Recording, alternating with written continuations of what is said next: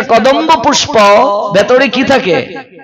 কদম্ব পুষ্পের আবরণটা, কেশরটা সাদা, আর বাকি রংটা কেমন থাকে? কাঁচা সোনার ন্যায়।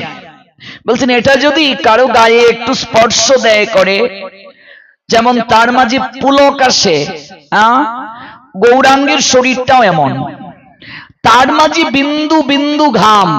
ওই যে গৌরাঙ্গের শরীরটা তো কাঁচা সোনার মতো, আর যখন তিনি একটু ঘর্মাক্ত হয়েছেন, ঘেমেছেন, ওই যে বিন্দু বিন্দু ঘামটা মনে হচ্ছে কদম্ব পুষ্পের কেশরের ন্যায়। মহাপ্রভুর শরীরের ঘামটা কেমন?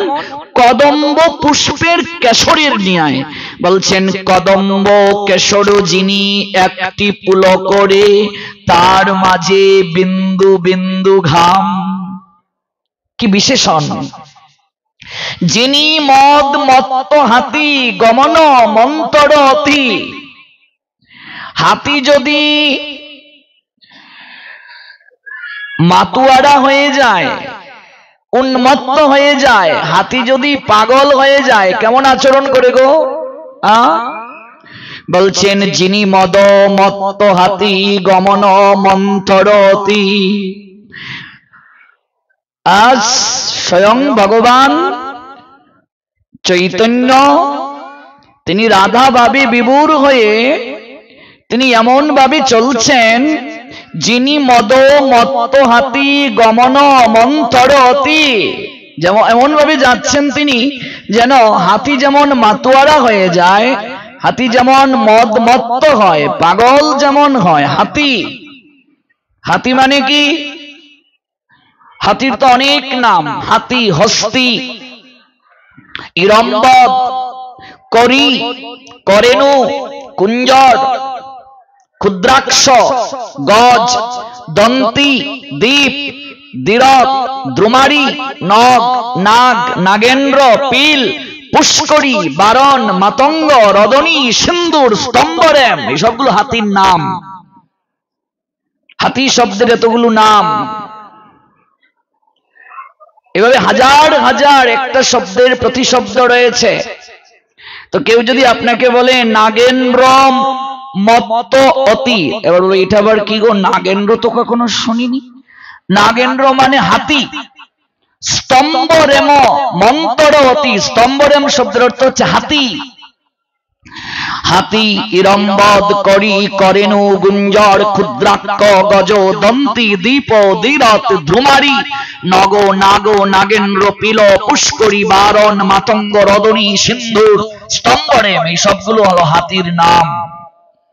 বৃন্দাবন দাস এই জায়গায় যে শব্দটা চয়ন করেছেন, যিনি মদ মত্ত হাতি, মত্ত মানে মাতুয়ারা, পাগল, গমন মন্তর অতি, গমন মানে চলাচল, মন্তর, মন্তর মানে একেবারে হালকা, ধীরে ধীরে, মন্তর অতি, ভাবাবেশে ঢুলি ঢুলি যায়, ভাবে বিভোর হয়ে ঢুলে ঢুলে যাচ্ছেন। দেখুন বাংলা এমন একটা ভাষা, যদি চৈতন্য মহাপ্রভুকে কেউ জানতে চায়, বাংলা যদি সম্পূর্ণভাবে না জানে, চৈতন্যকে জানা যাবে না, সম্ভব নয়। আজকে পাশ্চাত্যবাসী চৈতন্য মহাপ্রভুকে জানার জন্য ওরা বাংলা শেখার চেষ্টা করছে। পৃথিবীতে চৈতন্য মহাপ্রভুর আদর্শ আজ ছড়িয়ে যাচ্ছে। চৈতন্য মহাপ্রভুকে পুঙ্খানুপুঙ্খ ভাবে যদি কেউ জানতে চায়, উপলব্ধি করতে চায়, বাংলা না জানলে সে পুঙ্খানুপুঙ্খ উপলব্ধি করতে পারবে না। এই যে বলছেন ভাবাবেশে ঢুলি ঢুলি যায়, এই যে ঢুলি ঢুলি, এটার কোনো ইংরেজি শব্দ হয় না। ঢুলি ঢুলি এটার কোনো ইংরেজি শব্দ হয় না। আপনি অক্সফোর্ড ডিকশনারি দেখুন, ঢুলি ঢুলি এটার কোনো ইংরেজি শব্দ নাই। এবার যারা অন্য ভাষাভাষী ওরা ঢুলি ঢুলি কি বুঝবে? এটা আমরা বাঙালিরা বুঝি। কেমন? এই নিয়ে একটা ভজনও আছে, ঢুলে ঢুলে গুড়া চাঁদ হরি গুণ গায়, এটার কোনো ইংরেজি শব্দ হবে না। পৃথিবীতে যারা বাংলা জানে না, আজকে তারা মহাপ্রভুকে জানার জন্য বাংলা শেখার চেষ্টা করছে। প্রেম আর ভক্তির বন্ধনে তারা মহাপ্রভুকে আজ বাঁধতে সচেষ্ট হয়েছে, যে বাঙালির হিয়াকে আন্দোলিত করে চৈতন্য মহাপ্রভু জগতে এলেন। কোন কালে কোন যুগে ভগবান কখনো বাঙালি ঘরে আসেন নাই, বাংলায় কথা বলেন নাই। ভগবান তো অন্তর্যামী, ভগবান তো সর্বশক্তিমান, তিনি তো সব ভাষা জানেন, তিনি তো সব ভাষাই বুঝেন। যে ভাষাতেই তাকে ডাকা হোক না কেন, তিনি জানেন, তিনি বুঝেন, তিনি উপলব্ধি করেন। তাহলে আমি বাংলা ভাষাটাকে প্রাধান্য কেন দিচ্ছি? কারণ সনাতন যত শাস্ত্র রয়েছে, সকল শাস্ত্র যে ভাষায় লেখা সেটি হচ্ছে সংস্কৃত। এই সংস্কৃত ভাষা হলো দেব ভাষা। একমাত্র চৈতন্য মহাপ্রভুর অহৈতুকী আদর্শ, অহৈতুকী লীলা যে ভাষায় লেখা, সেই ভাষাটি হলো বাংলা।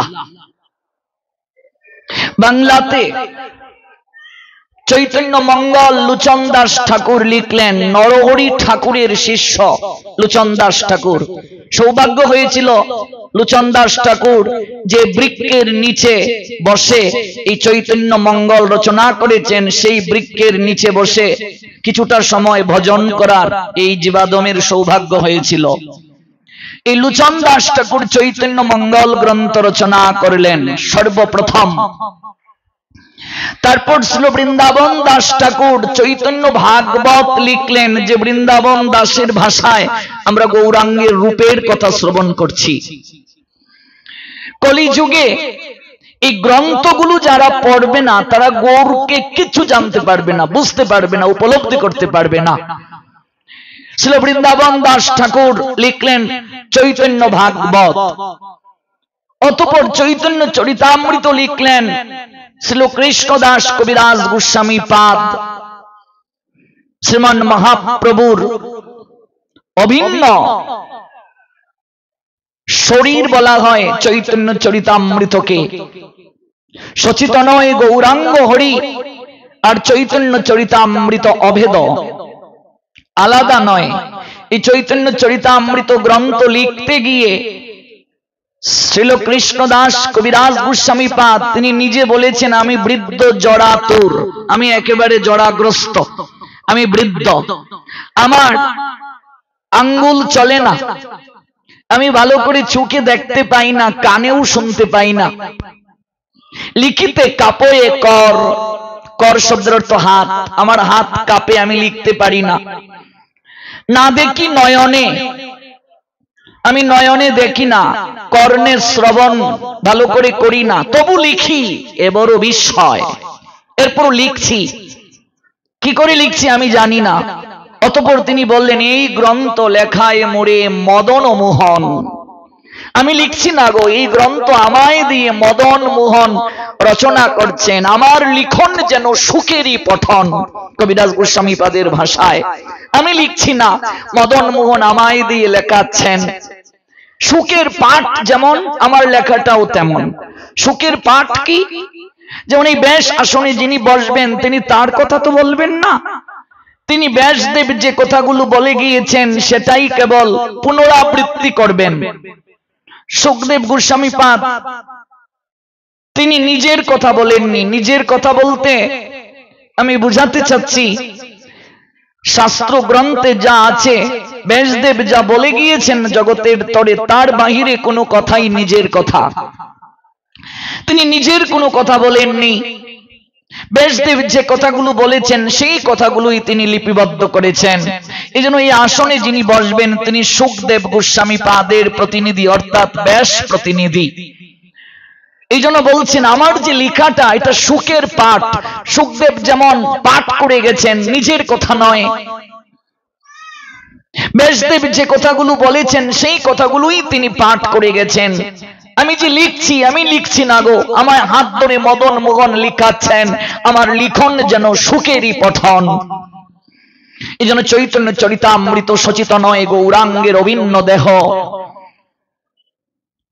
আমরা যারা কলিযুগে বসবাস করছি, আমাদের এই তিনটি গ্রন্থ অবশ্যই অতি অবশ্যই পড়া প্রয়োজন। গৌরকে না জানলে কিচ্ছু জানা হলো না। গৌরকে যে বুঝলো না তার কিচ্ছু জগতে লাভ হলো না। আপনি যতই ডিগ্রি অর্জন করুন তাতে কি, যদি গৌর না জানেন, চৈতন্যকে উপলব্ধি না করেন, আপনি বেদ বেদান্ত মুখস্থ করলেন, আপনি সকল জ্ঞানী গুণান্বিত হলেন, চারিবেদ ষড়দর্শন করি যদি অধ্যয়ন, সে যদি গৌরাঙ্গ নাহি ভজে। মহাজন বলছেন, বৃথা তার অধ্যয়ন লুছন বিহীন জন, দর্পণে অন্ধে কিবা কাজে। বৃথা তার অধ্যয়ন, এই যে এত পড়াশোনা করলো এগুলো সব বৃথা। লুছন বিহীন জন, লুছন শব্দের অর্থ হলো চোখ, তার চোখ নাই, চোখ থাকতে অন্ধ। আচ্ছা, কোন অন্ধ ব্যক্তির সামনে যদি একটা দর্পণ তুলে ধরা হয়, দর্পণ শব্দের অর্থ আয়না, সে অন্ধ ব্যক্তি কি তার মুখচ্ছবি দেখতে পারবে গো? বলছেন, চারিবেদ ষড়দর্শন করি যদি অধ্যয়ন, সে যদি আমার গৌরাঙ্গ নাহি ভজে। বৃথা তার অধ্যয়ন লুচন বিহীন জন, দর্পণে অন্ধে কিবা কাজে।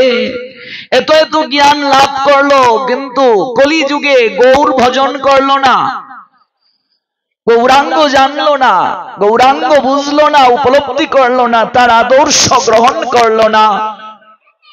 মহাজন বললেন, বৃথা তার অধ্যয়ন লুচন বিহীন জন, দর্পণে অন্ধে কিবা কাজে। ওই ব্যক্তির নিকটে আপনি কথা বলবেন, তার কাছ থেকে আপনি জ্ঞান গ্রহণ করবেন, অন্ধের সামনে আয়না তুলে ধরলে যেমন হয় সেমন হবে। গৌর যে ভজন করলো না কলিযুগে, বৃথা তার অধ্যয়ন লুচন বিহীন জন, অধ্যয়নটা ব্যর্থ। লুচন বিহীন জন, চোখ নাই তার, দর্পণে অন্ধে কিবা কাজে। বেদ বিদ্যা দুই কিছুই না জানো তো, এই কলিযুগে বেদ বিদ্যা কিচ্ছু নাই। যদি অনুভব করে গৌরাঙ্গ আমার জীবনের সার, অবতারও সার, গোড়া অবতার, এই গৌর অবতার আমার জীবনে সারাতি সার। এই কলিযুগে তিনি আমার কাঙ্গালের ঠাকুর পতিত পাবন। যদি সে এটি অনুভব করতে পারে, সে যদি গৌরাঙ্গ জানে সার, নয়নানন্দ ভনে সেই তো সকলই জানে, সর্বসিদ্ধি করতলে তার। যত প্রকার সিদ্ধি রয়েছে সকল সিদ্ধি তার করতলে, কর শব্দের অর্থ হাত, সকল সিদ্ধি তার করতলে। সে যদি গৌরাঙ্গ জানে সার, নয়নানন্দ ভনে সেই তো সকলই জানে, তার সব জানা হয়ে যায়। রাজা যেমন কারো হলে রাজত্ব আপনা থেকেই হয়ে যায়। নারীর স্মৃতিতে কোনো পুরুষ যদি সিঁদুর দেয়, সিঁদুরের অধিকারে সেই নারী যেমন সেই পুরুষের সকল কিছুতে অধিকার প্রাপ্ত হয়, তেমনি ভাবে এই কলিযুগে যে গৌরাঙ্গ চরণে শরণ নিল, তার সকল সাধনায় অধিকার হয়ে যায়, তার সকল কৃপা প্রাপ্তি হয়ে যায়। বেদ বিদ্যা দুই কিছুই না জানো তো, সে যদি গৌরাঙ্গ জানে সার, নয়নানন্দ ভনে সেই তো সকলই জানে, সর্বসিদ্ধি করতলে তার। কেন এত মহিমা তার? কারণ কলিঘোর তিমিরে গরাসল জগজন, ধর্ম করম রহুদূর অসাধনে চিন্তামণি, বিধি মিলাইল আনি আমার গুড়াবর দয়ারো ঠাকুর। ভাই রে ভাই, গুণাগুণ আমার কহনো না যায়, কত শত আনন কত চতুর আনন, বরণিয়া অর নাহি পায়। আমি তো ক্ষুদ্রাতি ক্ষুদ্র নর্দমার কীট, সাধন নাই ভজন নাই, শ্রদ্ধাহীন ভক্তিহীন, নাই গুরু নিষ্ঠা বৈষ্ণব নিষ্ঠা। আমি কি বলবো গো চৈতন্যের কথা? মহাজন বললেন, কত শত আনন, আনন শব্দের অর্থ মুখ, কত শত আনন, কত চতুরানন। চতুরানন কার? ব্রহ্মা। ব্রহ্মা পর্যন্ত চার মুখে বলে ক্লান্ত হয়ে যান, কিচ্ছু বলতে পারেন না, কিচ্ছু তার বলা হয় না। কত শত আনন, কত চতুর আনন, শতমুখ যার, চতুর্মুখ যার, তারাও গৌরাঙ্গের কথা বলে শেষ করতে পারে না। বরণিয়া অর নাহি পায়, বর্ণনা, বরণিয়া মানে বর্ণনা করে, বরণিয়া অর নাহি পায়, কিচ্ছু পায় না, কিচ্ছু জানে না, কিচ্ছু বলতে পারে না। আর আমি কি বলবো গো? কত শত আনন, কত চতুর আনন, বরণিয়া অর নাহি পায়, কিচ্ছু পায় না। অতল রত্নাকর, এটার কুল কিনারা কি করে পাবে? রত্নাকর মানে সমুদ্র, এটা অতই রত্নাকর, এটার কুল নাই, কিনারা নাই। কেবল শ্রদ্ধা চিত্তে যে ভজে, কেবল অহৈত কি প্রেম ভক্তি বলে তাকে যে ডাকে, তার সব হয়, সেই তো বুদ্ধিমান। এজন্য যে ব্যানারে অনুষ্ঠান চলছে, আয়োজনকারী যারা, যে প্রসঙ্গ, যে ভাগবতের শ্লোক দিয়ে শুরু করলাম, তারা বুদ্ধিমান, কারণ তারা ওই নামটিকে চয়ন করেছে, শ্রী চৈতন্য। তারপর সেবা সঙ্গ, কার সেবা? চৈতন্যের সেবা, কলিযুগে শ্রেষ্ঠ শ্রী চৈতন্য মহাপ্রভুরই সেবা করা শ্রেষ্ঠ। তারপর সঙ্গ, সঙ্গ শব্দের অর্থ কি? আমরা কোথায় আছি, কোথায় যেতে চাই, এই দুটো শব্দের মাঝে যে মিল বন্ধন সৃষ্টি করে তাকে বলে সঙ্গ। আমরা কোথায় আছি, কোথায় যেতে চাই, এই দুটো শব্দের মাঝে যে অপূর্ব মিল বন্ধন সৃষ্টি করে তা হলো সঙ্গ। সেবা কাকে বলে? সেবা দুই প্রকার। সেবা শব্দের অর্থ এক কথায় সন্তুষ্টি বিধান। সেবা দুই প্রকার, এক সেবা হলো কায়িক সেবা, আরেক সেবা হলো বাণী সেবা। কায়িক সেবা কি? কায়িক সেবা হলো বিগ্রহ যেখানে স্থাপন করা হয়েছে, শৃঙ্গার আদি করা, ভোগ নিবেদন করা, আরতি আদি করা, ইত্যাদি ইত্যাদি। বাণী সেবা কি? তার আদর্শ জগতের বুকে প্রচার, এটা হলো বাণী সেবা। তো এই সংগঠন কায়িক সেবা করতে না পারলেও সেবার মাঝে শ্রেষ্ঠ সেবা হলো বাণী সেবা, মানে চৈতন্যের আদর্শ যারা জগতে প্রচার করে তারাই হলো বাণী সেবা করে, অর্থাৎ তারাই জগতে শ্রেষ্ঠ সেবার অধিকারী। কায়িক সেবা, বাণী সেবা, অর্থাৎ বাচিক সেবা। কায়িক সেবা আমরা জানলাম, বাণী সেবা হলো তার আদর্শ জগতে প্রচার করা। শ্রী চৈতন্য সেবা সঙ্গ বাণী সেবা করছে। এই 3 দিন ব্যাপী বাণী সেবার আয়োজন করা হলো, গৌরাঙ্গের গুণ মহিমা জগতে প্রচার করা হলো। এই জন্য এই আয়োজন, হোক সেটি অল্প সময়ের জন্য, তাতে ক্ষতি কি? নৈহ বিক্রম নাশস্তি প্রত্যবায়ন বিদ্যতে স্বল্পমপি অশ্ব ধর্মস্য ত্রায়তে মহত ভয়াৎ। শ্রীমদ্ ভগবদ গীতা 2য় অধ্যায় সাংখ্যযোগ শ্লোক সংখ্যা 40। হোক সেটি স্বল্প সময়ের জন্য, 3 দিন ব্যাপী স্বল্প সময়, হোক সেটি স্বল্প সময়। 3 দিন কেন? চৈতন্য চরিতামৃত বললেন, লব সময়ও যদি কেউ করে, লব মাত্র সাধু সঙ্গে সর্বসিদ্ধি হয়। 3 দিন তো অনেক দিন। লব সময়ও যদি কেউ করে তাতেও সর্বসিদ্ধি হয়, কারণ জগতে ভক্তির বিনাশ নাই। নৈহ অবিক্রম নাশস্তি প্রত্যবায় ন বিদ্যতে। হে অর্জুন, এই জগৎ সংসারী ভক্তি যুগের অনুশীলন কখনো ব্যর্থ হয় না। নাশ অস্তি প্রত্যবায় ন বিদ্যতে, কখনো বিনাশ নাই। স্বল্পমপি অশ্ব, অশ্ব সংস্কৃত শব্দ যার অর্থ হচ্ছে এই। স্বল্পম অপি অশ্ব, এই অনুশীলন যদি স্বল্প সময়ের জন্য হয়, ধর্মস্য ত্রায়তে মহত ভয়াত, সেই ব্যক্তিও সংসার নামক মহাভয় থেকে পরিত্রাণ প্রাপ্ত হয়। ভক্তি যুগের অনুশীলন কখনো বিনাশ হয় না। এর স্বল্প অনুষ্ঠানও অনুষ্ঠাতাকে সংসার রূপ মহাভয় থেকে পরিত্রাণ করে দেয়। In this endeavour there is no loss or diminution, and a little advancement on this path can protect one from the most dangerous type of fear, said Almighty Creator Krishna, Srimad Bhagavad Gita 2 chapter Shankha Yoga verse 40. Oh my dear Arjun, please listen attentive what I say. In this endeavor there is no loss or diminution, and a little advancement on this path can protect one from the most of dangerous type of fear. এটার কখনো বিনাশ নাই।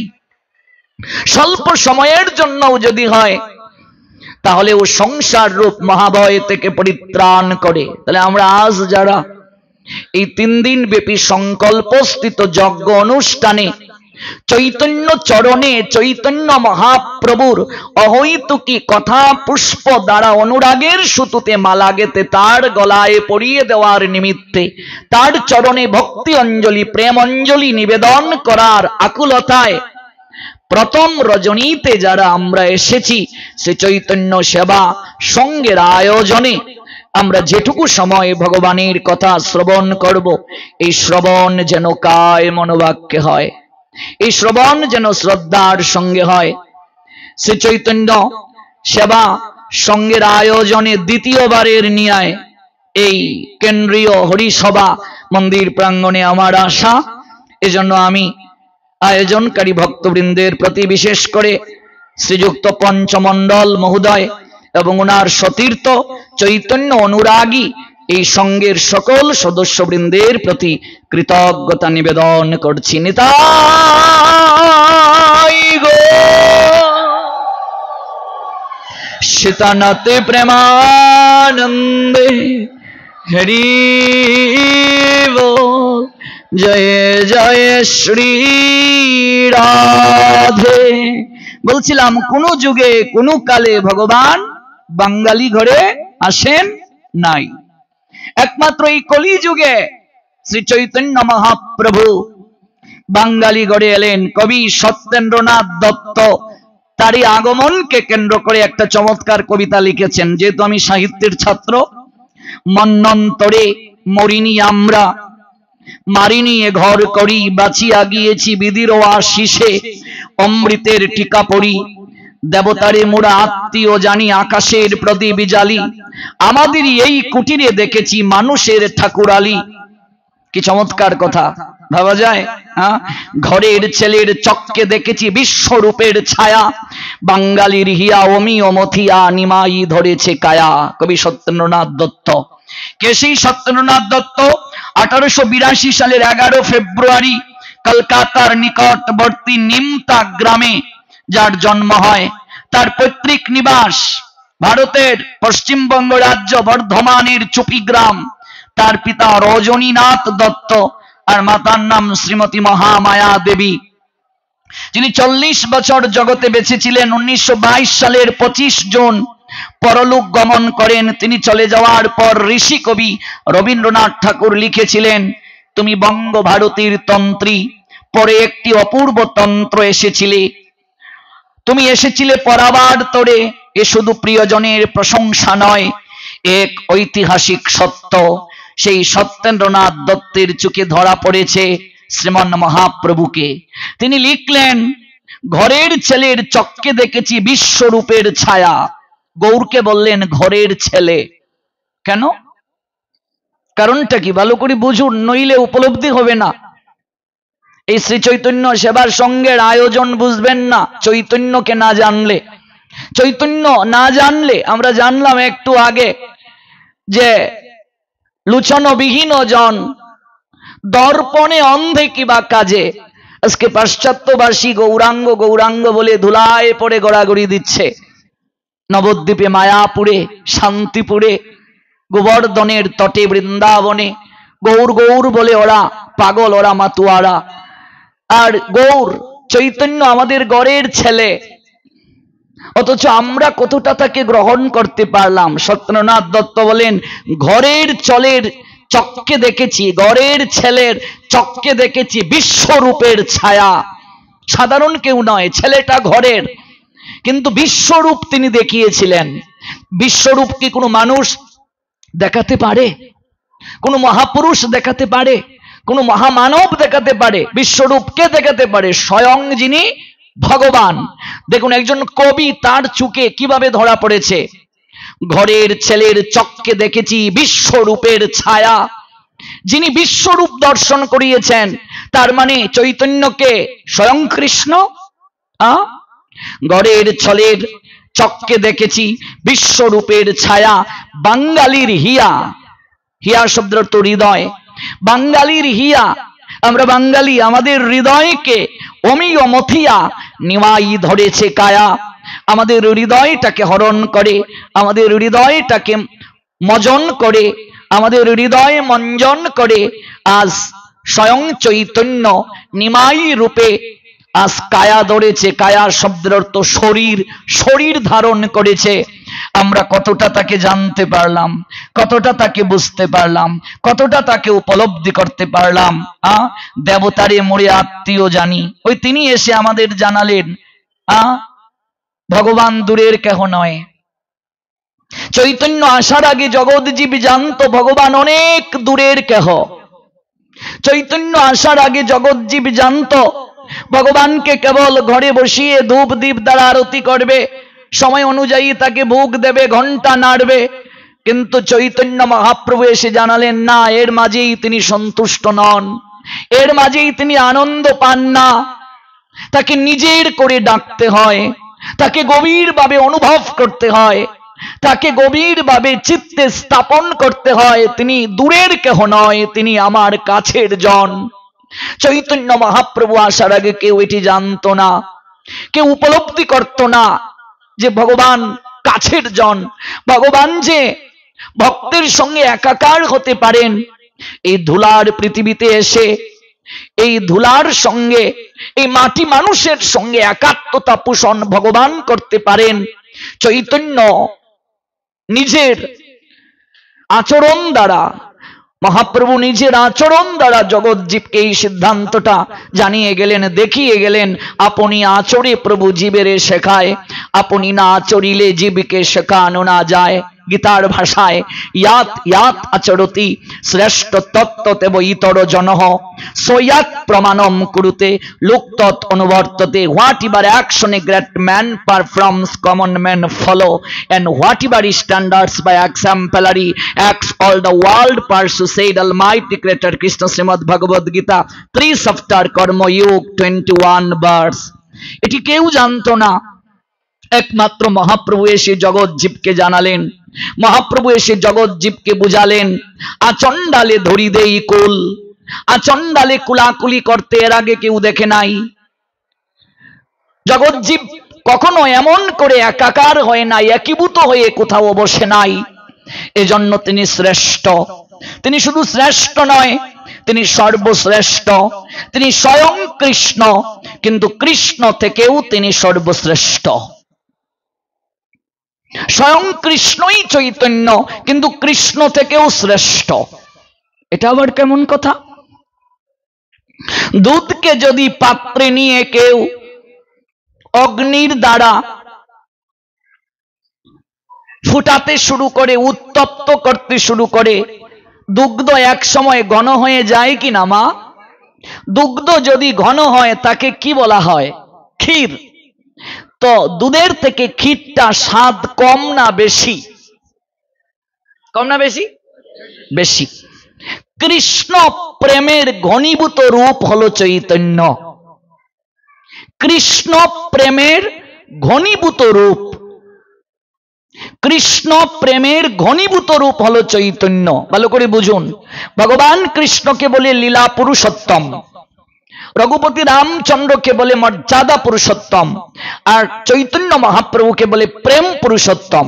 84 ক্রুশ বৃন্দাবনের ভেতরে চৈতন্য মহাপ্রভু যেভাবে প্রেমটা চৈতন্য মহাপ্রভুর পূর্বের রূপ কৃষ্ণচন্দ্র যেভাবে প্রেমটা তিনি বিতরণ করেছেন 84 ক্রুশ বৃন্দাবনের বাহিরে, কিন্তু সেই প্রেমটা তিনি তেমন ভাবে দিতে পারেন নাই, কারণ মথুরায় দ্বারকায় তার ঐশ্বর্য লীলা ছিল, ঐশ্বর্য ভাবে বিভোর হয়ে তিনি লীলা বিলাস করেছেন।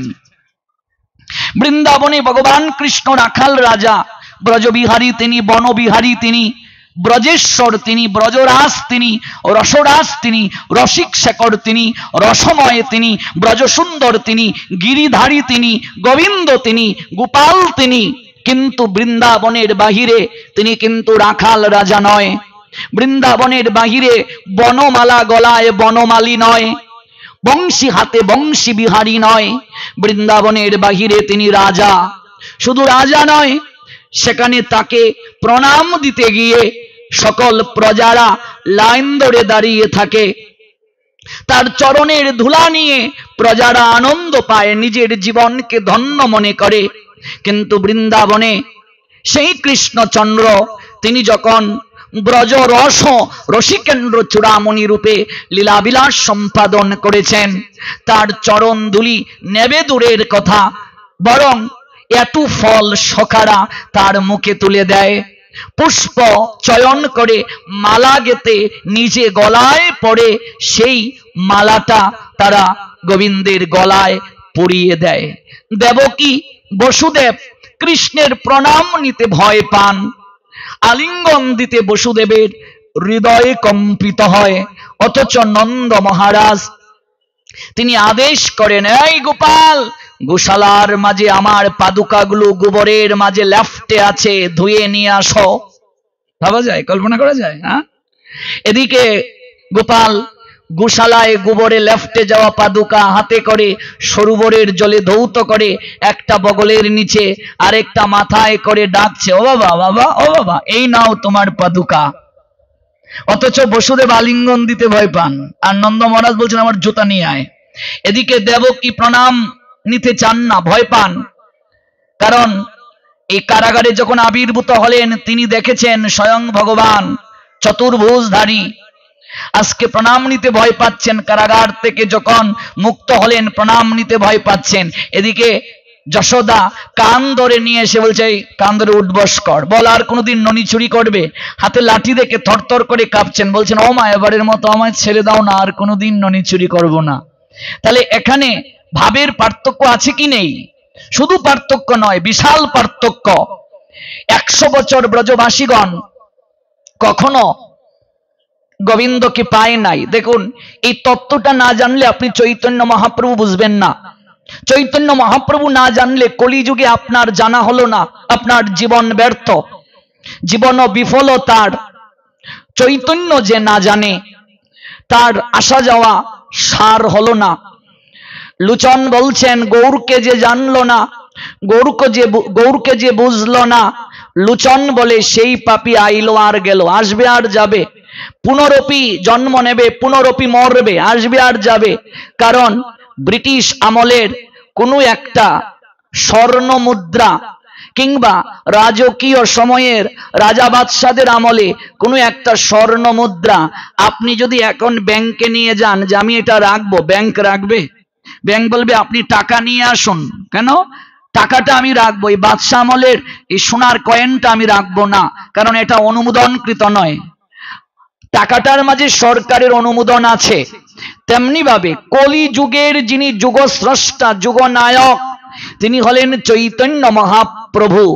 যুগ ধর্মটা হচ্ছে হরিনাম সংকীর্তন। ব্রতের মাঝে শ্রেষ্ঠ রাজা হলো একাদশী। এগুলোকে পাশ কাটিয়ে, এগুলোকে ব্যতি রেখে কেউ যদি অন্য কোনো কার্য সম্পাদন করে তার পুণ্য হবে, তার কৃপা হবে, কিন্তু তার আসা যাওয়া বারণ হবে না, আসা যাওয়া বারণ হবে না। ব্রহ্ম ভুবনাৎ লুকা, যাও ব্রহ্মলোক পর্যন্ত, কিছু লাভ হবে না, আসতে হবে, যেতে হবে। এই যে পুজো পার্বণ যাই আমরা করছি তা থেকে পুণ্য হচ্ছে, কিন্তু এগুলোর দ্বারা কখনো আমরা প্রেম লাভ করতে পারবো না, ভক্তি লাভ করতে পারবো না। তাই বলে পূজা পার্বণের কি প্রয়োজন নেই? হ্যাঁ, নিশ্চয়ই আছে, কিন্তু এগুলোর দ্বারা আপনার মুক্তি সম্ভব নয়, এগুলোর দ্বারা কৃষ্ণ প্রেম ভক্তি লাভ সম্ভব নয়। কারণ যুগ ধর্মটা নাম, যেটি চৈতন্য মহাপ্রভু জগৎকে জানালেন। তাহলে ভাবুন, অনুভব করুন, 100 বছর স্বয়ং ভগবান তিনি বৃন্দাবনে গেলেন না। কেন গেলেন না? অনেক কারণ আছে। শ্রীরামের একটা অভিসম্পাত ছিল, এটা একটা কারণ। এই জন্য 100 বছর ব্রজবাসী কৃষ্ণ বিরহে থাকবে, কর্তব্য সম্পাদনের নিমিত্তে তিনি গেলেন। বৃন্দাবনের ভক্তরা যদিও সর্বশ্রেষ্ঠ, কিন্তু মথুরার ভক্তদেরকেও গোবিন্দ গৌণ করে দেখেন নাই। মানুষ সর্বদা বেশি ভালোবাসা যেখানে পায় সেখানে চলে যায়, কম ভালোবাসার স্থানে থাকতে চায় না। এটা মানবের ধর্ম। কিন্তু আমার গোবিন্দ তেমন নয়, যে তার সঙ্গে যতটুকু প্রেম বিনিময় করে, যতটুকু ভক্তি বিনিময় করে, ভগবান তাকে তদ্রূপ প্রতিদান প্রদান করেন। কৃষ্ণের প্রতিজ্ঞা এক আছে পূর্ব হইতে, যে জয়ীছে কৃষ্ণ তারে ভজে তৈছে। এটা তার স্বভাব। গীতার ভাষায় যে যথা মাম প্রপদ্যন্তে তাং তথাইব ভজাম্যহম মম বর্ত অনুবর্তন্তে মনুষ্যা পার্থ সর্বস্ব। এটা তার স্বভাব। মথুরার ভক্তদেরকে গৌণ করে দেখা যাবে না। ওই বিবাহের দিন থেকে কারাগারে অন্ধকার প্রকোষ্ঠে এতটা দিন, এতটা বছর বুকের মাঝে একটা অভিলাষ নিয়ে দেবকী আর বসুদেব চাতক পাখির ন্যায় প্রহর গুনছেন, কবে অষ্টম গর্ভে তিনি আসবেন আর এই কারাগার থেকে তাদেরকে মুক্তি দেবেন। কিন্তু তাতেও তো হলো না। অষ্টম গর্ভে এসে তিনি দৈববাণী দিলেন, আদেশ দিলেন, আমাকে নন্দালয়ে রেখে আসো। কারাগার থেকে মুক্তি হলো না। ডক্টর মহানামব্রত ব্রহ্মচারী তার উদ্ধব সন্দেশে জানালেন, 10 বছর 8 মাস ছিলেন গোবিন্দ বৃন্দাবনে, লীলাবিলাস করলেন। এটি আমাদের গোস্বামীগণেরই সিদ্ধান্ত, ষড়গোস্বামীপাদের সিদ্ধান্ত। সেখান থেকে অক্রূরের রথে চড়ে কর্তব্য সম্পাদনের হেতুতে তিনি মথুরায় এলেন। একটা আশার বাণী দিয়ে আসলেন, আমি যাচ্ছি, আবার ফিরে আসব। তখন ব্রজগোপিকারা তারা নিজের শরীরকে এই রাস্তার মাঝে এলিয়ে দিয়েছিল। এটা তো গরু চড়ানোর মাঠ, এই মাঠের মাঝে এলিয়ে দিল, এই মৃত্তিকার মাঝে বিলিয়ে দিল। যদি রথের চাকা যায় আমাদের বক্ষের উপর দিয়ে যাবে, আমরা কখনো আমাদের বনমালীকে যেতে দেব না। গোবিন্দ সান্ত্বনা দিলেন, এই তো যাচ্ছি, আমি আবার ফিরে আসব। কর্তব্য সম্পাদনের নিমিত্তে আমি যাচ্ছি, আমি আবার ফিরে আসব। প্রেমময়ী রাধারানীর অবস্থা কি, তা তো আর গুটি কয়েক বাক্য দ্বারা ব্যক্ত সম্ভব নয়। মহাজন বললেন, যেদিন থেকে বনমালী ব্রজ ছাড়ল, কদম তলায় বনউইঠাছে, ভুজঙ্গে আশ্রয় নিয়াছে, রাধার প্রেম যমুনায় চর পইরাছে, জল আনিতে যায় না রাই। নন্দ পিতা কেঁদে কেঁদে অন্ধ হলেন। যশোদা কাঁদতে কাঁদতে আজ তিনি বাকরুদ্ধ। যে চুলাতে তিনি গোপালের জন্য দুগ্ধ তিনি গরম করতেন, সেই চুলাটায় মাকড়সার জাল পড়ে গেছে। কখনো সেই চুলায় আর অগ্নি প্রজ্বলিত করেন নাই। গাবিগণ হাম্বা হাম্বা রবে পিছনে পিছনে ছুটে গিয়েছিল অক্রূরের রথের। কোন মায়ের কুল থেকে বাচ্চাকে যদি কেউ কেড়ে নেয়, কোন হরণকারী যদি বাচ্চাকে হরণ করে নিয়ে যায় মায়ের কুল থেকে, মা যেমন আলু তালু চুলে শরীরের বসন ঠিক আছে কিনা সেদিকে খেয়াল না করে পশ্চাতে পশ্চাতে দৌড়তে থাকেন, গাভীরাও তেমনি করে দৌড়তে শুরু করেছিল। হাম্বা হাম্বা রবে শ্যামলি কবলি ওরা ডাকছিল, ওদের চোখ বেয়ে ঝরঝর করে অশ্রু ঝরছিল। ওরা যেন বুঝাচ্ছে অক্রূরকে, অক্রূর, গোপাল আমাদের স্তনদুগ্ধ পান করেছিল, আমাদের সন্তানের ন্যায়। আজকে মায়ের কুল থেকে সন্তান নিয়ে যাচ্ছ, আমরা কেমন করে থাকবো? সেদিন থেকে আর একদিনও গাবিগণ কখনো হাম্বা হাম্বা রবে ডাকে নাই। মথুরার পথের দিকে মস্তক তুলে সজল নেত্রে ওরা চুকের জল ফেলেছিল। মথুরার হাটে দধি মাখন ছানা সন্দেশ বিক্রি করে ব্রজবাসীরা যখন ফিরত, গাবিগণ ওই দিকে তাকিয়ে থাকতো, এই বুঝি আমাদের ব্রজের কানাই ব্রজে ফিরে আসলো, এই বুঝি আমাদের ব্রজগোপাল আসবে, আলতু করে পরশ বুলিয়ে দেবে গাত্রে, স্তনদুগ্ধ পান করবে।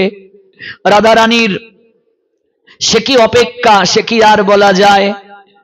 এজন্য উদ্ধবকে সন্দেশ দিয়ে যখন পাঠানো হলো, সন্দেশ মানে বার্তা, মহাজন বলেছিলেন কি দেখিতে আইলা এ ব্রজে, কি যাইবাই দেখিয়া, গিয়া কইও বন্ধুর নিকট আমার যে অবস্থা। প্রেমময়ী বলছেন আমার যে অবস্থা, গিয়ে বলিও তার রাই গেছে মরিয়া, রাই আর নাই, অনিন্দময়তা নষ্ট হয়ে গেছে।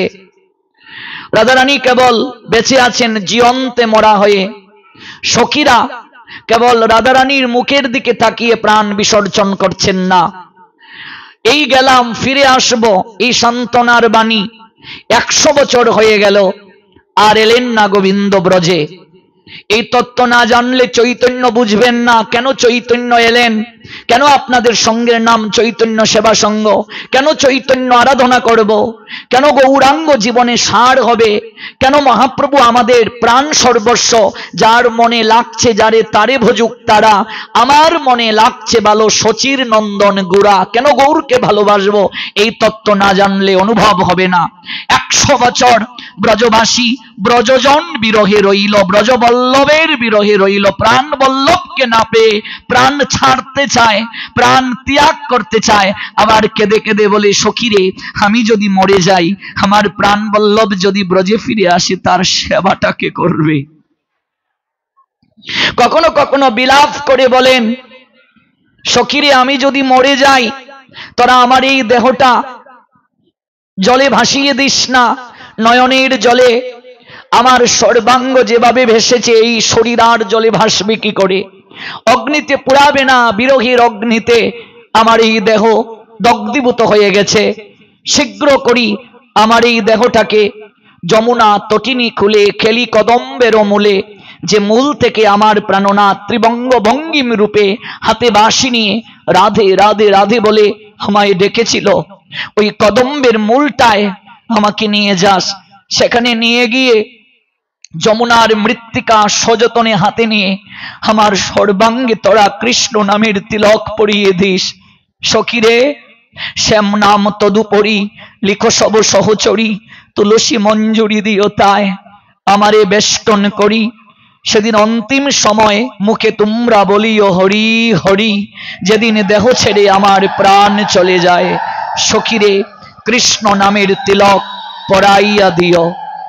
মাঝে মাঝে বিলাপ করে গগনে উড়ে যাওয়া বায়সকে লক্ষ্য করে বলেন ও বায়স যাচ্ছ কোথায়, মধুপুরীতে যাচ্ছ। বায়স শব্দের অর্থ কাক, একটা কাক উড়ে যাচ্ছে, প্রেমময়ী বিরহে ভাবাতুর কাকটাকে উদ্দেশ্য করে বলছেন তুমি যাচ্ছ মধুপুরীতে, যাও। ওই মধুপুরীর যিনি রাজা বর্তমানে আছেন, ওই মথুরানাথকে গিয়ে একটা প্রশ্ন করিও আমার হয়ে, তাকে বলিও কোন গৃহকর্তার গোয়াল ঘরে যদি আগুন লেগে যায়, সেই গৃহকর্তার কর্তব্যটা কি, গোশালায় যদি আগুন লেগে যায় গৃহকর্তার কর্তব্যটা কি। আবার প্রেমময়ী নিজেই বলছেন যদি তিনি উত্তর দেন, গৃহকর্তার প্রথম দায়িত্ব হচ্ছে গরুর গলে যে দড়ির বাঁধন আছে ওই বাঁধনটাকে খুলে দেয়া, এটাই যদি প্রথম কর্তব্য হয়, তাহলে তুমি তাকে আবার জিজ্ঞেস করিও আমার এই হৃদয় গৃহে আগুন লেগে গেছে, প্রাণ পশুটা ছটপট করছে বের হওয়ার জন্য, কিন্তু বের হতে পারছে না, কেন জানো? কারণ একটা অর্গল দ্বারা আবদ্ধ করা আছে, একটা প্রতিশ্রুতির দড়ি দ্বারা আমার গলার মাঝে বাঁধা, বাহির থেকে দরজাটা আটকানো। গৃহকর্তার দায়িত্ব সর্বপ্রথমে গৃহের দরজাটাকে খুলে দিয়ে গরুর গলে যে বাঁধনটা আছে বাঁধনটাকে খুলে দেওয়া। যদি গৃহে আগুন লেগে যায়, বিরহের আগুন জ্বলেছে আমার এই হৃদয়ে গৃহে, ওই আগুনটা মথুরার নাথ লাগিয়ে গেছে, আমি তো কবেই মরে যেতাম। যাওয়ার আগে বলে গিয়েছে ওগো রাইধনী আমি আজ যাচ্ছি, আমি কাল ফিরে আসব, আমি আজ যাচ্ছি কাল ফিরে আসব। ওই কাল আর কোনোদিন হলো না, কতবার অপেক্ষা করি, ওই বুঝি এলো আর এলো না। ওই যে আশার বাণী অর্গল, কাউকে প্রত্যাশা দেওয়ার পূর্বে, কাউকে আশা দেওয়ার পূর্বে ভাবতে হবে আমি তা রক্ষা করতে পারবো কিনা। ও আমাকে আশারূপ অর্গল দ্বারা দরজা লাগিয়ে গেছে, ও আমাকে আশার দড়ি গলায় পরিয়ে বন্ধন করে গিয়েছে, আমি মরতে গিয়েও মরতে পারি না, আমি যদি মরে যাই আর সে যদি একবার ব্রজে ফিরে আসে, আমার মতো সেবাটা তাকে কে করবে, আমার মতো ভালোবাসাটা তাকে কে দেবে? তাই মরতে গিয়েও মরতে পারি না। ওই মধুপুরীতে গিয়ে মথুরার নাথকে এই কথাটা বলিও, আমি তো কবেই মরতে চাই, কিন্তু ও কেন আমায় দরজা আটকে গেল আশার পরগল দ্বারা, ও কেন আশার দড়ি গলায় দিয়ে বন্ধন করে গেল? আমি মরতে গিয়ে মরতে পারি না। সখীরে, যদি আমি কোনোদিন মরেও যাই, এক কাজ করিস, পঞ্চভূত দ্বারা তো দেহটা তৈরি। আমি শুনেছি পূর্ণমাসী দেবীর নিকটে মৃত্যুকালে মানুষ যে চিন্তা নিয়ে দেহ রাখে, ওই চিন্তায় তার দেহটা পুনরায় একটা জায়গায় যায়। সখীরে, আমি এই চিন্তা নিয়ে দেহ রাখবো, আমি যদি মারা যাই, আমার দেহের মাঝে যে জলের অংশ আছে, ওই জলের অংশটা মথুরার যে সরোবর আছে, ওই সরোবরের জলের সঙ্গে তোরা মিশিয়ে দেবে। আমার প্রাণনাথ যখন সরোবরে স্নান করতে নামবে, আমার দেহের জলের অংশটা তার অঙ্গের পরশে ধন্য হয়ে যাবে।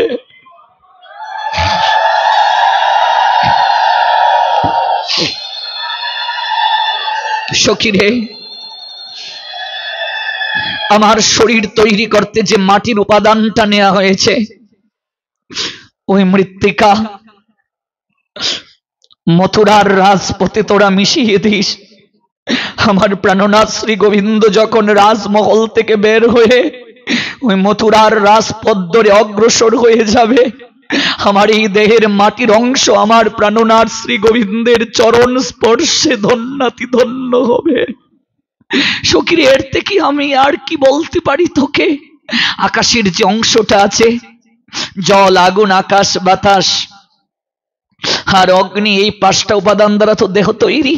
আকাশের অংশটা আমার প্রাণনাথ মথুরায় যেখানে থাকে, ওই অংশে যেন মিশে যায়। আমি পূর্ণমাসী দেবীর নিকটে মৃত্যুকালে এই প্রার্থনা করে মরব, হে যুগমায়া, তুমি তো লীলায় সহায়তা করো, আমার শরীরের আকাশের অংশটা আমার প্রাণনাথ যে রাজমহলে বাস করে, তার উপরে আকাশের সঙ্গে তুমি মিশিয়ে দিও। সখীরে, বিরহ অনলে আমার এই অঙ্গ পুড়ে ছাই হয়ে গেছে, আর আর অগ্নির কি দরকার? তাই আমি মরে গেলে আমার এই দেহটার অগ্নি দ্বারা সৎকার করার কোনো আবশ্যকতা নাই। মথুরা থেকে বৃন্দাবনের দূরত্ব মাত্র কয়েক মাইল, মাত্র কয়েক মাইল। 100 বছর বৃন্দাবনে গেলেন না বৃন্দাবনেশ্বর, তাহলে বৃন্দাবনের ভক্তদেরকে মথুরায় এনে কি একসঙ্গে রাখা যেত না? নন্দ মহারাজ, নন্দ মহারানী, তারা তো তার মা বাবা। দেবকী বসুদেবের সঙ্গে কি তাদেরকে রাখা যেত না? কিংবা মাঝে মাঝে একটু যাওয়া তো যেত, সকালে গিয়ে বিকেলে আবার চলে আসতে পারতেন। উদ্ধবকে পাঠালেন সংবাদ দিয়ে, তিনি নিজে গেলেন না। কারণটা কি? ওই কারণটা না বুঝলে গৌর বুঝবেন না। দুই জায়গায় দুই রসের পার্থক্য। মথুরায় ঐশ্বর্য রস, বৃন্দাবনে মধুর রস। আমি বলেছিলাম দেবকী বসুদেব প্রণাম নিতে ভয় পান, আলিঙ্গন দিতে ভয় পান, আর নন্দ মহারাজ জুতা মাথায় দিয়ে বোঝা বহন করান, যশোদা কান্দরে উঠবস করান, শাসন করেন, উদুকলে বাঁধেন। উদুকলে বন্ধনকৃত গোপাল বলাই এসেছেন লাঙ্গল কাঁধে নিয়ে, এ দাদা, দাদা আমায় একটু ছেড়ে দে না, মাকে বলে একটু ছাড়ার ব্যবস্থা কর, আমার খুব কষ্ট হচ্ছে। বলাই দাদা রেগে বলছেন, মা কাকে বেঁধেছ জানো? কাকে বেঁধেছ? স্বয়ং নারায়ণকে তুমি বেঁধেছ।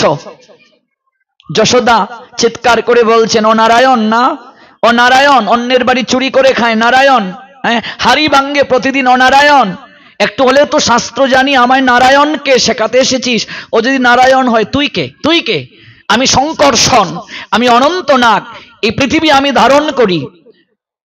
যশোদা বললেন, ও নারায়ণ, তুই শঙ্কর্ষণ, তাহলে নারায়ণের এক রূপ হলো শঙ্কর্ষণ। তাহলে জগতে এত ঘর থাকতে ভগবান, সব ভগবান, আমার ঘরে কেন এলি? আর ঘর পেলি না? ওরে রোহিণী, একটা ঝাড়ু হাতে নিয়ে আয়, হাতে ঝাড়ু নিয়ে যশোদা বলছেন আজ ঝাড়ু দিয়ে সব ভগবানকে আমি পেঠাবো। বলাই দৌড়াচ্ছে, যার লাঙ্গল দেখে অসুরেরা ভয়ে কাঁপে, আজকে বলরাম দৌড়াচ্ছে মায়ের হাতে ঝাড়ু দেখে। তাহলে ব্রজের যে রস, মথুরার রস কি এক? আলাদা। সখারা ওরে কাঁধে চড়ে। চৈতন্য চরিতামৃতে আছে লেখা, কবিরাজ গোস্বামীপাদ লিখলেন প্রথম দিকে, মাথা মুড়ে পুত্র ভেবে করে গো বন্ধন, সখাগণ করে মোর স্কন্দে আরোহণ, বলে তুমি কোন বড় লোক, তুমি আমি সম। সখারা বলছে একা নাই, আমাদের একটু কাঁধে চড়া, এই বৃন্দাবন ঘুরে দেখা। তুই কোথাকার বড় লোক রে, তুই যা আমিও তা। সখারা বলছে, ওই কাঁধে চড়ছে, নিজে ফল খেয়ে মুখে তুলে দিচ্ছে, একটু ফলটা প্রসাদী মালাটা নিজে পরে গলায় পরিয়ে দিচ্ছে। অথচ মথুরায় ওরা দাঁড়িয়ে থাকে, কবে কবে মথুরার নাথ ঘর থেকে বের হবে, রাজমহল থেকে, তারা দূর থেকে প্রণাম দেবে। আর সখারা ওরা কাঁধে চড়ছে, ওরা বলছে আমরা পরখ করে দেখি কোন ফলটা মিষ্টি, কোন ফলটা টক, আমরা পরখ করে দেখি কোন ফলটায় বিষ আছে, কোন ফলটায় নেই।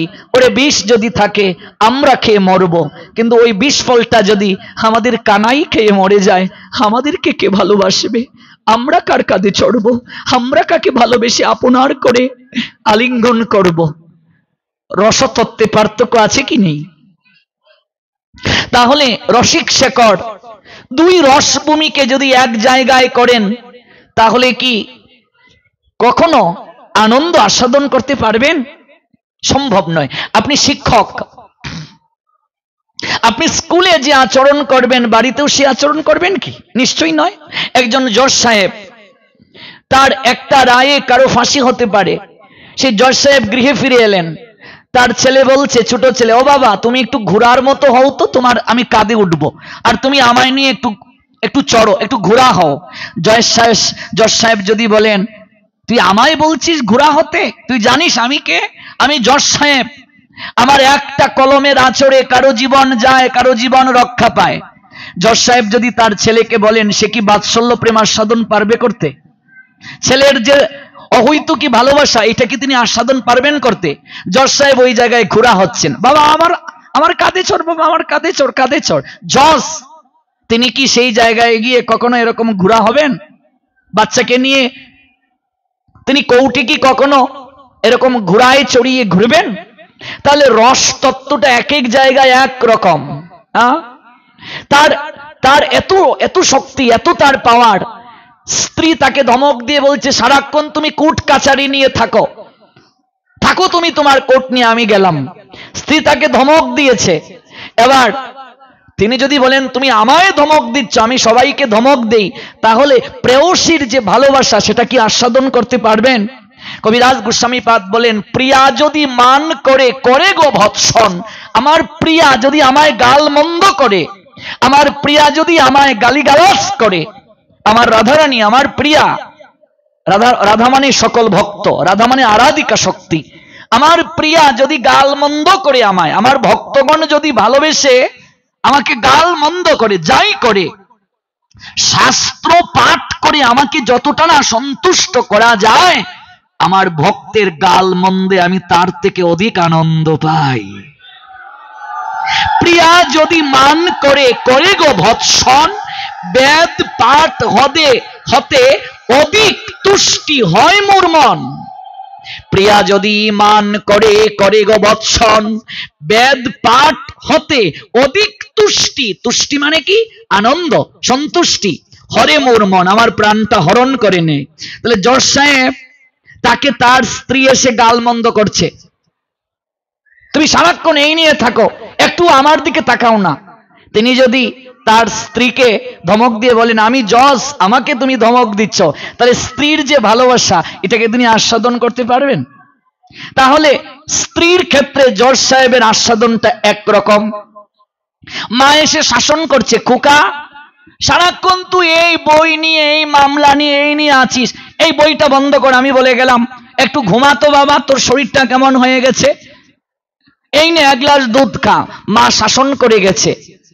সন্তান যত বড় হোক, মায়ের কাছে তো ছোট, সে যদি বলে তুমি আমায় শাসন করছো কেন, তাহলে বাৎসল্য প্রেমটা আস্বাদন হবে। মায়ের কাছে একরকম, বন্ধুর কাছে আরেক রকম, কৌটে তিনি আরেক রকম। বৃন্দাবনটা কৃষ্ণের কর্তব্য ভূমি নয়, বৃন্দাবনটা হচ্ছে রসভূমি। ভালো করে বুঝবেন, রসভূমি। রসভূমি, রসভূমিতে কেবল রস আস্বাদন হয়, আর মথুরাটা হলো কর্তব্য ভূমি। তাহলে কর্তব্য ভূমি আর রস বা প্রেম ভূমিকে কেউ যদি এক জায়গায় মিলিয়ে নেয়, তাহলে কি কখনো রস আস্বাদন হবে? সম্ভব নয়। এই জন্য বৃন্দাবনের সবাইকে এনে মথুরার পরিবারের সঙ্গে একই সাথে গোবিন্দ রাখতে পারেন নাই। এটা হচ্ছে প্রথম কারণ। দ্বিতীয় কারণ, জরাসন্ধ কংস মারা যাওয়ার পরে, কংসের শ্বশুর তো জরাসন্ধ, কংসের দুই স্ত্রী, একজনের নাম অস্তি, একজনের নাম প্রাপ্তি। ওই দুই স্ত্রী ইনিয়ে বিনিয়ে জরাসন্ধের কাছে, জরাসন্ধ হলো তাদের বাবা, ইনিয়ে বিনিয়ে অনেক কিছু বলেছে। জরাসন্ধ একের পর এক মথুরা আক্রমণ করছেন। এবার জরাসন্ধ যদি জানতে পারেন যে ভগবান কৃষ্ণের সবচেয়ে দুর্বলতম জায়গাটা হলো বৃন্দাবন, তাহলে জরাসন্ধ কৃষ্ণকে কষ্ট দেওয়ার জন্য কোন জায়গাটাকে আক্রমণ করবে? বৃন্দাবনটা আক্রমণ করবে। আপনার সন্তান যদি দুর্বলতম জায়গা হয়, কেউ আপনার সন্তানকে কিডন্যাপ করলো, আপনার কাছে টাকা চাইলো, আপনি কি করবেন? সন্তানের মুহে আপনি যাবেন, টাকাটা দিয়ে আসবেন। তাহলে কৃষ্ণের সবচেয়ে দুর্বল জায়গা হলো বৃন্দাবন। জরাসন্ধ যদি এটা জানতে পারে, মথুরা আক্রমণ করবে না। কৃষ্ণকে পাওয়ার জন্য, তাকে পদাঘাত করার জন্য বৃন্দাবনটা আগে আক্রমণ করবে। তাহলে বৃন্দাবনের যারা ওরা গরু চড়ায়, এটা তো হচ্ছে গরু চড়ানোর মাঠ বৃন্দাবন, এটা তো রসভূমি, এটা তো প্রেম বিনিময়ের ভূমি। এখানে সবাই প্রেম ধনে ধনী, ঐশ্বর্য ওদের নাই, ওরা মধুর রসে সুখী সবাই। তাহলে এখানে মথুরার মতো এত পাইক বর্গ নাই, সৈন্য নাই, আক্রমণ ঠেকানোর ক্ষমতা কারো নাই। এই জন্য গোবিন্দ চান যে আমার রসভূমি, প্রেমের ভূমিটা আমার শত্রু, আমার দুর্বলতম জায়গাটা যেন না জানতে পারে। তৃতীয় কারণ, প্রেমিক সর্বদা তার ভালোবাসার মানুষকে লুকিয়েই রাখতে চায়। এটাই হচ্ছে প্রেমের ধর্ম। প্রেমিক চায় সর্বদা আমি যাকে ভালোবাসি সে সবার নয়নে যেন গোচরিত না হয়। আমার ভালোবাসার স্থানটা, আমি যেখানে স্বস্তি পাই, যেখানে আনন্দ পাই, এটা একটু লুকানো থাক। গোবিন্দ তাই চান যে আমার ভালোবাসার স্থানটা একটু লুকানোই থাক, সবাই যেন জানতে না পারে। এই জন্য বলছেন বন্দনায় নরোত্তম দাস ঠাকুর যে এই যুগল ভজনটা কেউ জানতো না। কেউ জানতো আগে? এই ছয় গুসাই যবে ব্রজে কইলা বাস, রাধা কৃষ্ণের নিত্য লীলা করিলা প্রকাশ। মহাপ্রভু ষড়গোস্বামী পাদদেরকে দিয়ে জানালেন, এর আগে কেউ জানতো না। আগে কেবা জানিত? ছয় গুসাই না জানালে কেবা জানিত? তাহলে এই যে প্রেম রসতত্ত্ব ভূমি, মধুর রস আস্বাদনের যে জগৎ ভূমি, এটা একটু সুপ্ত থাক, লুকানো থাক। এবার আসুন পরের কারণ, ভগবান যেখানে অধিক ভালোবাসা পান সেখানেই যে থাকবেন এমন কখনো হতে পারে না। বৃন্দাবনের ভক্তরা সবচেয়ে বেশি ভালোবাসা গোবিন্দকে দেয়। বৃন্দাবনের ভক্তরা হলো মন মনা ভক্ত। গীতায় দুটা শ্লোক আছে, মন মনা ভব, নবম অধ্যায়ের 34, অষ্টাদশ অধ্যায়ের 65। এখানে একটাই কথা গোবিন্দের, তোমার মনটা আমায় দাও। আমরা সব দিতে পারি গোবিন্দকে, চালের বস্তা মহোৎসবে দিতে পারি, ডালের বস্তা দিতে পারি, সবজি দিতে পারি, আমরা ভগবানের জন্য জায়গা দিতে পারি, মন্দির বানিয়ে পারি দিতে, কিন্তু বুকে হাত দিয়ে বলুন মন কজন দিতে পারি? সব দিতে পারি, মন দিতে পারি না। মন দিলে তো মদন মোহনকে পাওয়া হয়ে যায় গো। মন দিলে মন মোহিনী প্রেমময়ী রাধারানী আপনার বশ হয়ে যান। বৃন্দাবনের ভক্তরা গোবিন্দকে আর কিছু দিতে পারুক না পারুক, তারা তাদের জীবন সর্বস্ব গোবিন্দকে মনটা দিতে পেরেছিল। এই জন্য যেখানেই গোবিন্দ থাকুন না কেন সতত তিনি বৃন্দাবনের ভক্তদেরকেই স্মরণ করেছেন। গোবিন্দ আমাদের কাছে কিচ্ছু চাননি, চেয়েছেন অর্জুনকে উদ্দেশ্য করে, জানিয়েছেন আমাদেরকে মন দাও, মনটা আমায় দাও। দেখুন আমরা গোবিন্দের জন্য মালা কিনবো, পুষ্পকুঞ্জে গিয়েছি, সবচেয়ে সতেজ মালাটা, টাটকা ফুলের মালাটা আমরা শ্যাম সুন্দরের জন্য নিয়ে আসি, ঠিক কিনা মা? সবজি কিনতে বাজারে গিয়েছি, সবচেয়ে টাটকা সবজিটা আমরা আনি। ফল কিনতে গিয়েছি, বললাম এই আপেলটা একটু কেমন জানি পছন্দ হয়েছে, এটা একটু চেঞ্জ করে দাও। টাটকা ফল, টাটকা সবজি, টাটকা ফুল, টাটকা ফুলের মালা, সবকিছুতে টাটকা চাই, সতেজ চাই। গোবিন্দের জন্য সবজি আনলাম টাটকা, ফুলের মালা আনলাম টাটকা, শাকসবজি আনলাম টাটকা। কিন্তু গোবিন্দ বলছেন আমি তো এই টাটকা সবজি, টাটকা ফুল, টাটকা ফল এগুলোই তো কেবল আমি তোমার কাছে চাই না, আমি চাই তোমাকে। আমরা সব টাটকা ভগবানের জন্য সবজি ফুল মল ফলমূল নিয়ে যাই, আর নিজে যাই আমরা বাসি হয়ে।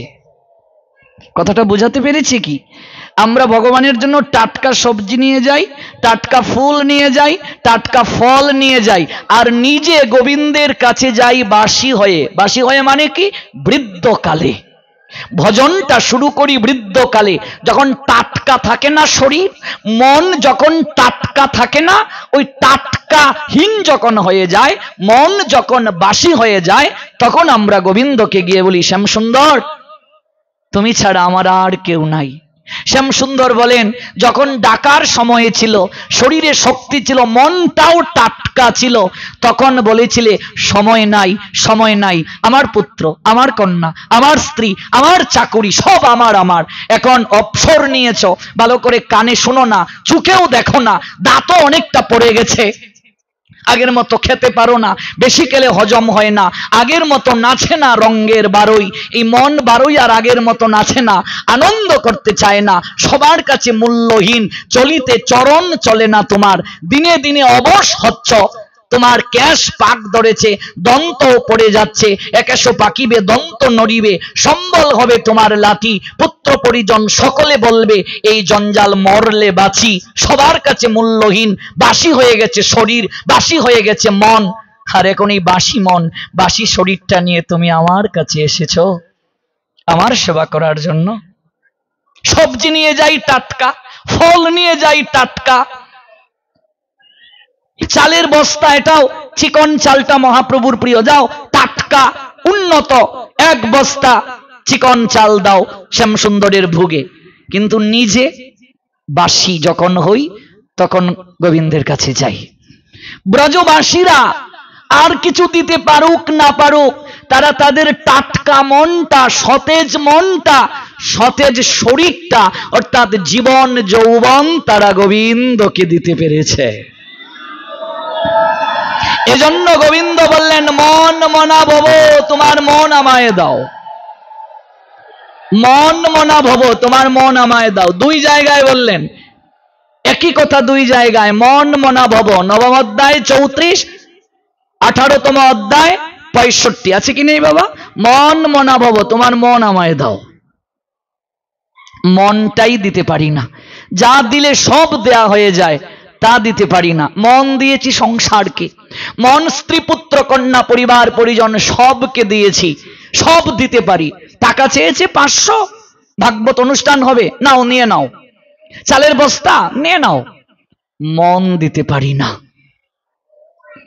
মন দিলে মদন মোহন পাওয়া হয়ে যায়, মন দিলে মন মোহিনীর কৃপা হয়ে যায়। ব্রজগোপীরা তাই দিয়েছিলেন।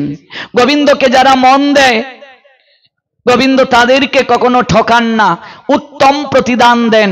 এই জন্য ব্রজবাসীরা শ্রেষ্ঠ দিয়েছে, শ্রেষ্ঠ ভালোবাসাটা দিয়েছে গোবিন্দকে। তাই বলে অন্য জায়গার যারা ভক্ত, আংশিক যারা গোবিন্দকে মন দিয়েছে, তাদেরকেও কি তিনি বঞ্চিত করতে পারেন? এই জন্য আজ তার বৃন্দাবন থেকে মথুরায় আসা। এবার এই যে 100 বছর প্রেমময়ী কাঁদলেন, নয়নের জলে ভাসলেন, কান্নার মাঝেও তিনি আনন্দ পান। এই জন্য রাধারানীর অনন্ত নামের মাঝে একটা নাম হলো কাচিত, রাধারানীর নাম। এবার গোবিন্দ মনে মনে ভাবছেন, প্রেমময়ী আমার জন্য কাঁদলো 100 বছর, কান্নার মাঝেও সে সুখ খুঁজে পায়, আনন্দ খুঁজে পায়। আমাকে ভালোবাসার মাঝে এমন কি আনন্দ আছে, আমাকে প্রেম নিবেদনের মাঝে এমন কি আনন্দ আছে, আমার একটু অনুভব করা দরকার। এটা গোবিন্দের মনে কৌতূহল জাগলো। যে আমাকে ভালোবাসলে এমন কি আনন্দ হয়, অর্থাৎ কৃষ্ণ ভালোবাসলে এমন কি আনন্দ হয়, ভক্তি জীবনে প্রবেশ করলে এমন কি সুখ হয়, এমন কি আনন্দ পাওয়া যায়, এটা আমার একটু অনুভব করা দরকার, আমার একটু জানা দরকার। আচ্ছা, এখানে যারা ভক্তি জীবনে আছেন, নিত্য মঙ্গল আরতি করি আমরা, প্রসাদ পাই আমরা, হরিনাম করি আমরা, সদাচার জীবন যাপন পালন করি যারা, আচ্ছা বলুন তো, এই জগতের যারা আছে ওরা ছাড়া বাকি কেউ কি এই জগতের আনন্দটা অনুভব করতে পারবে? আচ্ছা, যে কোনোদিন মিষ্টি খায়নি, সেই মিষ্টিটা কেমন এটা অনুভব করা সম্ভব? কখনো নয়। আমি এক জায়গায় গিয়েছি, একজন ছোট্ট ছেলে আমাকে বলছে, আপনাদের বাড়ি সিলেটের সুনামগঞ্জে পনাতীর্থের কাছে, শুনেছি এই অঞ্চলে নাকি অনেক বাদাম হয়, আমি যখন আপনাদের অঞ্চলে যাব বাদাম গাছে উঠব, বাদাম গাছের ডালে বসে বাদাম খাবো। তো যে ছোট্ট ছেলেটা বলল, তার বাদাম সম্পর্কে ধারণা আছে? নেই। তেমনি ভাবে গোবিন্দের মনে কৌতূহল জাগলো, আমাকে ভালোবাসার মাঝে এমন কি আনন্দ আছে, সুখ আছে, একটু আমাকে অনুভব করা দরকার। কিন্তু এটা অনুভব করতে হলে রাধা রানী 100 বছর আমাকে ভালোবেসে কাঁদলেন, কাদার মাঝে আনন্দ, মরতে গিয়েও মরতে পারে না, এরপরে বলছে আনন্দ পায়। এটা অনুভব করতে গেলে আমাকে রাধা ভাব নিতে হবে। রাধা ভাব না নিলে তো আমি এটা বুঝতে পারবো না, উপলব্ধি করতে পারবো না। আমাকে রাই ভাবে বিভোর হতে হবে। তাই আজ কৃষ্ণচন্দ্র তিনি এই প্রেমটাকে অনুভব করার জন্য আজ তিনি রাই ভাবে বিভোর হলেন।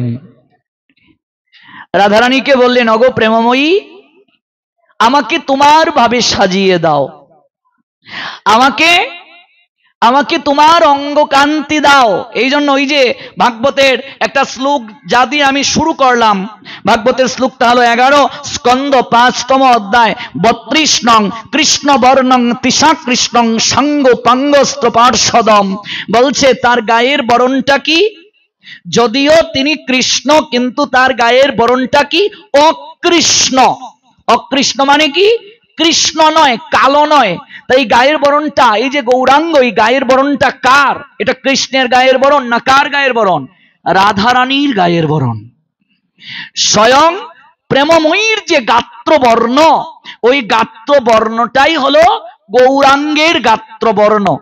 মনে আছে তো গৌরাঙ্গের রূপের বর্ণনা যে দিচ্ছিলাম, আমি আবার ঘুরে ফিরে এখানে আসব, একটু বুঝিয়ে নেই গৌরাঙ্গ কে। আজ তিনি 3 বাঞ্ছা হৃদয়ে লালন করলেন, লালন করে রাধা কৃষ্ণের মিলিত তনু হলেন। গৌরাঙ্গ হলেন রাধা কৃষ্ণের মিলিত তনু। কেন কলিযুগের মানুষ যারা চৈতন্য মহাপ্রভু গৌরাঙ্গকে ভজন করে তারা শ্রেষ্ঠ মেধা সম্পন্ন? কেন? কারণ তারা একসঙ্গে 2 জনকে ভজন করতে পারছে। 1000 টাকার নোটের মাঝে 500 টাকা আছে কি নেই? 100 টাকা আছে কি নেই? 200 টাকা আছে কি নেই? 50 টাকা, 20 টাকা, 10 টাকা, 5 টাকা, 2 টাকা, 1 টাকা আছে কি নেই? গৌরাঙ্গ কলিযুগের অবতার শিরোমণি, তার শরীরে তার আদর্শে সব আছে। অবতারও সার গুড়া অবতার, কেন না ভজিলি তারে? প্রশ্ন করলেন প্রেম ভক্তির মহাজন। আজ রাই ভাবে বিভোর হলেন, 3 বাঞ্ছা হৃদয়ে লালন করে। রাধা রানীর প্রেমের মাহাত্ম্যটা কেমন, ওই প্রেম আস্বাদনের মাঝে এমন কি মধুরতা আছে, এটার মাধুর্য কেমন অনুভব করার জন্য আজ স্বয়ং ভগবান কৃষ্ণ গৌরাঙ্গ হলেন রাধা ভাবে বিভোর গুড়া। 2 নয়নে বহে ধারা, ফিরে চায় না, কথা কয় না, মনে বাতার আছে কি? আইলো রে আইলো গহুর, নয় তো এদেশি, সে তো এদেশি নয় রসের গহুর, সে তো নবীন সন্ন্যাসী। আজকে রাই ভাবে বিভোর হয়ে রাধার প্রেমঋণকে স্বীকার করার জন্য, প্রেমঋণ শোধন করার জন্য, সুদ করবেন। আজ ব্রজবিহারী নদিয়া বিহারী হলেন। কানাই কি অভাবে কার ভাবে বাই, ব্রজ ছেড়ে এলে মধুর বৃন্দাবন ত্যায্য করে দেশান্তরী হলে। কানাই শিরে চূড়া নাই, করে বাসি নাই, গলে নাই রে বনমালা। আজকে সব বেশভূষণ ত্যাগ করে আজ তুমি কি ভাব নিয়ে জগতে এলে? রাই বাবে বিভোর হয়ে তিন বাঞ্ছা হৃদয়ে লালন করে। ব্রহ্মা আদি দেবতার দুর্লভ যে প্রেম রাধা প্রেম, সেই প্রেমের ভাণ্ড এনে স্বয়ং কৃষ্ণ গৌরাঙ্গ হয়ে জগতে আবির্ভূত হলেন। নিতাই গো সীতানাথ প্রেমানন্দে হরি বল। জয় জয় শ্রী রাধে। এই জন্য মহাজন বললেন, কেগো তুমি কাঙ্গাল বেশে দেশ বিদেশে ঘুরে বেড়াও, অতি বড় ব্যথার ব্যতি তাই নয়ন জলে বক্ষ ভাসাও। অধম পতিত আচণ্ডালে স্নেহের কুলে লৌগ তুলে, দিব্য প্রেমের আঁকি খুলে ভববাঞ্ছিত পদ দেখাইয়া দাও। এমন দয়াল কেগো তুমি বিলালে প্রেম চিন্তামণি, ধর লও বলে প্রেমের খনি আচণ্ডালে বিলায়ে দাও। আচণ্ডালে প্রেম বিলালে ত্রিতাপ জ্বালা জুড়াইলে, মায়া মুগ্ধ জীবের ভবক্ষুধা চিরতরে মিটিয়ে দাও। যমুনার কুলে কদম্বের মূলে বাজাতে বাসি শ্রী রাধা বলে, সেই না তুমি গৌর হলে নদে এসে জীব তরাও। কেগো তুমি কাঙ্গাল বেশে আজ দেশ বিদেশে ঘুরে বেড়াও। স্বয়ং কৃষ্ণচন্দ্র আজ গৌরাঙ্গ হয়ে এলেন। কোন প্রেম আনলেন? রাধা প্রেম। মনে রাখবেন, গৌর প্রেমটাই রাধা প্রেম। আমাদের এই অনুষ্ঠানের উপলক্ষ কি? প্রেমময়ী শ্রীমতী রাধারানীর আবির্ভাব তিথি। গৌর প্রেমটাই রাধা প্রেম। ব্রহ্মা আদি দেবতার দুর্লভ যে প্রেম প্রাপ্তি, সেই প্রেমটা আজ তিনি বিচার না করে দিয়ে দিলেন। যাচাই করলেন না, পাত্র অপাত্র বিচার করলেন না, যাকে পেলেন তাকেই দিলেন। কে নেবে রে ব্রজ কিশোরীর প্রেম, গৌর ডাকে আয়। ব্রজ কিশোরী কার নাম? রাধারানীর নাম। গৌর ডাকে আয় রে আমার নিতাই ডাকে আয়।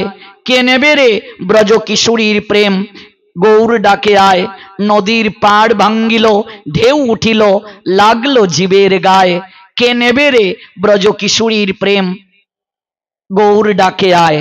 আজকে রাধা প্রেম জগতে কেউ জানতো না, রাধাকে জগতে কেউ জানতো না গৌর না আসলে। রাধারও মহিমা প্রেম রস সীমা জগতে জানাতো কে? কে বলছেন এই কথা? স্বয়ং বাসুগুস। যদি গৌর না হইত তবে কি হইত? কেমনে ধরিতাম দে রাধারও মহিমা প্রেম রস সীমা জগতে জানাতো কে? প্রেমময়ীকে কে জানতো? প্রেমময়ীর করুণা জগতে কে উপলব্ধি করত গৌর যদি না আসতেন? এই জন্য রাধা প্রেমটাই গৌর প্রেম। ভববিরণ চিরবাঞ্ছিত প্রেম জগতে ফেলিল ঢালি। বলছেন ভববিরণ চিরবাঞ্ছিত প্রেম, ব্রহ্মাদি দেবতার বাঞ্ছা যে প্রেম, সেই প্রেম এনে জগতে ঢেলে দিলেন।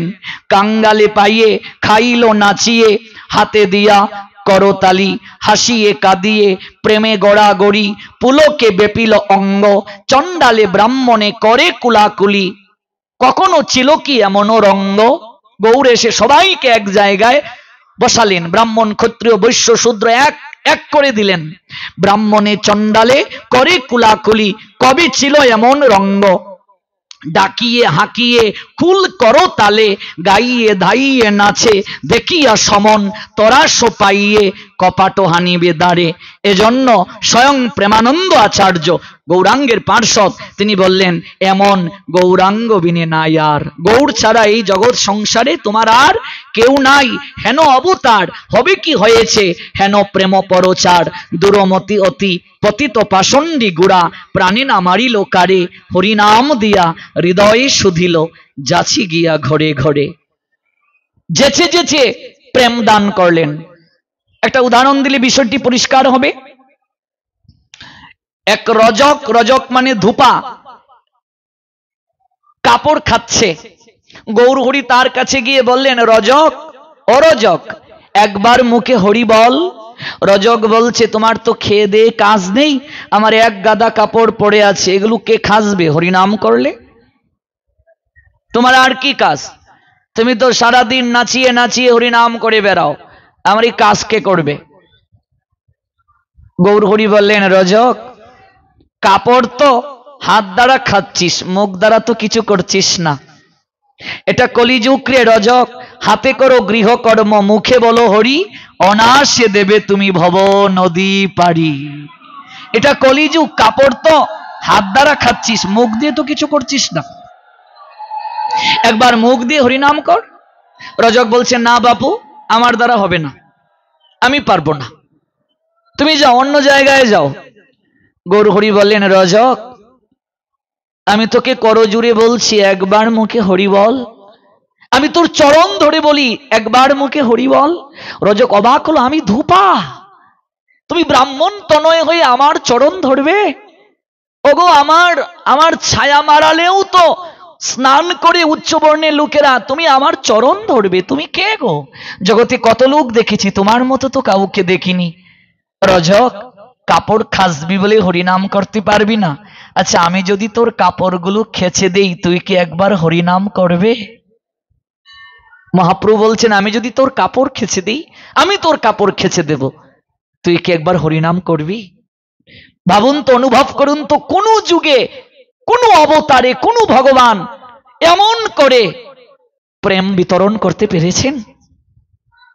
এজন্যই গৌরাঙ্গ শ্রেষ্ঠ। আমরা দাপরে দেখতে পাই, ভক্ত এক হাত তুলে ডাকছিল, আমায় বস্ত্র দাও গোবিন্দ, আমার সম্ভ্রম রক্ষা করো। গোবিন্দ তাকে বস্ত্র দিলেন না। যখন দুহাত তুললেন দ্রৌপদী, আত্মসমর্পণ করলেন, তখন অনন্ত আকারে বস্ত্রের মাঝে নিজেকে আবির্ভূত করে দ্রৌপদীর সম্ভ্রম রক্ষা করলেন। দুই হাত তুলে স্যালেন্ডারের পূর্বে বস্ত্র দেননি। আর এই যুগে সেই কৃষ্ণ গৌরাঙ্গ হয়ে এসে ভক্ত ভগবানকে ডাকার পূর্বে, ভক্ত ভগবানের নিকটে আত্মসমর্পণ করার পূর্বে ভগবান দুটো হাত তুলে ডাকছেন, ওরে আমার কাছে আয়, আমি অনন্তকাল ধরে তোদের জন্য অপেক্ষা করছি, তোরা একবার মুখে হরি বল। এর থেকে শ্রেষ্ঠ আর কে আছে গো? অনন্তকাল ধরে হাত তুলে অপেক্ষা করছেন, আমার কাছে আয়, আমি কতকাল ধরে অপেক্ষা করছি রে তোদের জন্য। ওই গৌর প্রেমটাই রাধা প্রেম, সুলভে পেল জগৎবাসী, আনন্দে বিভোর হলো জগৎবাসী। বলছেন, পতিত পাষণ্ডী গুড়া প্রাণে না মারিল কারে। অত্যন্ত পতিত যে, পাষণ্ডী যে, দূরমতি অতি, এত দূরমতি, জগতে তাদের মতো আর দূরমতি কেউ নাই। পাপ কার্য লিখতে লিখতে জগাই মাদাইয়ের 17টা গোডাউন ভরে গিয়েছিল বাবা। চিত্রগুপ্ত ক্লান্ত হয়ে গেছেন লিখতে লিখতে। ধর্মরাজ বিস্মিত হলেন, কি শাস্তি দেব? অথচ যেদিন নিতাই চাঁদের করুণায় গৌরাঙ্গ চরণে জগাই মাদাই প্রেমাঞ্জলি নিবেদন করল, কেঁদে কেঁদে জগাই মাদাই বলেছিল, গৌর হরি, জগতের লোক তোমার চরণে প্রেমাঞ্জলি পুষ্পাঞ্জলি নিবেদন করে, তোমার তো স্বরূপ দেখেছি আমরা, সুদর্শন চক্র তো যে কারো হাতে আসতে পারে না, তুমি কে আমরা তো জানতে পেরেছি। গৌর হরি, জগতের লোক তোমার চরণে পুষ্পাঞ্জলি প্রেমাঞ্জলি দেয়, ভক্ত ভগবানের চরণে ভক্তি অঞ্জলি প্রেম অঞ্জলি দেয়, আর আমরা তোমার চরণে পাপঞ্জলি দেব? গৌর হরি বললেন, যা সুরধনী গঙ্গায় স্নান করে আয়,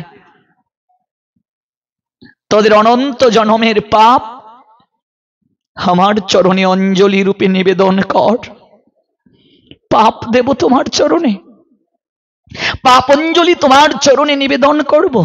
তুমি এত দয়ার সাগর গৌর হরি, তুমি এত করুণার নিলয়, তুমি আমাদের সকল পাপ অঞ্জলি গ্রহণ করবে। গৌর হরির নয়নে সেদিন জল ঝরেছিল। জগাই, আজ থেকে তোর নাম দিলাম জগন্নাথ। মাধাই, আজ থেকে তোর নাম দিলাম মাধব। 1 লক্ষ হরিনাম না করি জল গ্রহণ করবি না। ওরে শুধু তোদের কেন, এই কলিযুগে মহাপাপী যারা, আমি তাদের নিকট থেকে পুষ্প ভক্তি প্রেমাঞ্জলিও চাই না। আমি এসেছি তাদের পাপ অঞ্জলি গ্রহণ করার জন্য, পাপ অঞ্জলি গ্রহণ করার জন্য এসেছি। জগাই মাদাই সুরধনী গঙ্গায় স্নান করে গৌরাঙ্গের চরণে লুটিয়ে পড়ে অঞ্জলি দিল। কিছু সময়ের জন্য কাঁচা সোনার নিয়ায় গায়ের বরণ যার, তার গাটা কালা হয়ে গিয়েছিল, কালো হয়ে গিয়েছিল কিছুটা সময়ের জন্য। ওই পাপ অঞ্জলি গ্রহণ করে সেই জগাই মাদাই কাঁদতে কাঁদতে লুটিয়ে পড়েছিল। সেদিন থেকে 1 লক্ষ হরিনাম না করে জল গ্রহণ করে নাই তারা। জানো বাবা, ব্রাহ্ম মুহূর্তে সুরধনী গঙ্গার তীরে গিয়ে ওরা শুয়ে থাকতো গুটগুটে অন্ধকারের মাঝে। ব্রাহ্ম মুহূর্তের অনেক পূর্বে জগাই মাধাইকে বলতো, ভাই, কত সাধকগণ ব্রাহ্ম মুহূর্তের অনেক পূর্বে রাতের অন্ধকারে সুরধনী গঙ্গার তীরে এসে তারা বসে হরিনাম করে। আমরা সুরধনীর তীরে পথের প্রান্তে শুয়ে থাকি। যদি কোনোদিন ভুল ক্রমেও কোনো বৈষ্ণবের চরণটা আমাদের শরীরে স্পর্শ করে, বক্ষে যদি চরণ ধুলিতে অভিষিক্ত হয়ে যায়, আমাদের জীবন ধন্য হয়ে যাবে।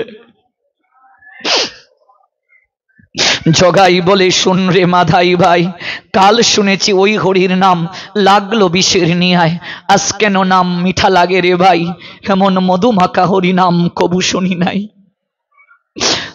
চিত্রগুপ্ত অবাক হয়ে ডাকছে, মহারাজ, আমি যে ঘটনা নয়নে গোচরিত হলাম, আমি অবাক হয়ে গেছি। 17টা গোডাউন যাদের পাপ কার্য লিখতে লিখতে ভর্তি করে রেখেছিলাম, আজ সেখানে প্রবেশ করে দেখি কাগজে একটাও পাপ লিপিবদ্ধ নাই, সকল লেখা সাদা হয়ে গেছে। এমন কে জগতে আছে এমন মহাপাপীরও পাপ স্খলন করে দিতে পারে? এমন পরম দয়াল কে জগতে থাকতে পারে? এমন পতিত পাষণ্ডীকেও কৃপা করতে পারে মহারাজ? তিনি আর কেউ নয়, রাই কানুর মিলিত তনু গৌরাঙ্গ সুন্দর, ব্রহ্মাদি দেবতার দুর্লভ রাধা প্রেম, ব্রজ কিশোরীর প্রেম জগতে এনে আচণ্ডালে বিচার না করে সেই প্রেমের সাগরে যিনি হাবুডুবু খাইয়ে দিলেন। নদীর পাড় ভাঙ্গিল, ঢেউ উঠিল, লাগলো জীবের গায়ে, সবার গায়ে লাগলো এই প্রেমের ঢেউ। আচণ্ডালে প্রেম বিলাইলে, কেগো তুমি আচণ্ডালে প্রেম দান করলে, এমনও পরম দয়াল জগতে কেউ থাকতে পারে গো? এজন্য গৌরাঙ্গ চৈতন্য ছাড়া জগতে আর কেউ নাই, এমন গৌরাঙ্গ বিনে নাই আর। যিনি মদমত্ত হাতি গমন মন্তর অতি ভাবাবেশে ঢুলি ঢুলি যায়, আজকে তিনি ঢুলে ঢুলে যাচ্ছেন প্রেমে, ঢুলে ঢুলে ঢুলি ঢুলি যাচ্ছেন তিনি রাই ভাবে বিভোর হয়ে। ভাবা যায় জগতের কল্যাণে সবাইকে ত্যাগ করলেন। 8টা কন্যা সন্তান শচী মায়ের মারা গিয়েছিল, শচী জননীর 8টা কন্যা মারা গেল। ভাবো, তুমি তো এক মা, 8টা কন্যা মারা গেল, মা ডাক শুনতে পাননি। শচী জননী কত কাঁদলেন। কৃপা করে বিশ্বরূপ এলো শচী মায়ের গর্ভে। ওই বিশ্বরূপ অদ্বৈতের টুলে পড়াশোনা করে বৈরাগ্য হৃদয়ে জাগ্রত করে সেও আজ সংসার ত্যাগ করে চলে গেল। নিমাইয়ের ভাই বিশ্বরূপ যখন সন্ন্যাস নিলেন, তার নাম হলো শঙ্করারণ্য। নিমাইকে পড়াশোনা বন্ধ করে দিয়েছিলেন শচী জননী। নিমাইও যদি ছেড়ে চলে যায় আমায়, আমি কাকে নিয়ে থাকব? অথচ জগতের কল্যাণে অপূর্ব সুরসী যৌবনবতী প্রিয়াকে ঘুমের গুড়ে কাতর রেখে আজ তিনি জগতের কল্যাণে সংসার ত্যাগ করলেন। কার জন্য? অরুণ বসন ছবি, যিনি প্রভাতেরও রবি, গোড়া অঙ্গে লহরী খেলায়। বৃন্দাবন দাস রূপের বর্ণনা দিচ্ছেন। অরুণ বসন ছবি, অরুণ মানে কি? প্রভাতের সূর্য। প্রভাতকালে সূর্যটা যখন পূর্ব গগনে উদিত হয়, রংটা যেমন, অরুণ বসন ছবি, যিনি প্রভাতেরও রবি, যেন প্রভাতকালের রবি। অরুণ, অরুণ রং, অরুণ, অরুণ বসন ছবি, ছবিটা অরুণের নিয়ায়, সূর্যের নিয়ায়। প্রভাতের রবি, প্রভাতকালে যে রবি উদিত হয়, ওই প্রভাতের রবির নিয়ায় তার বসন। বসন মানে কাপড়, বস্ত্র।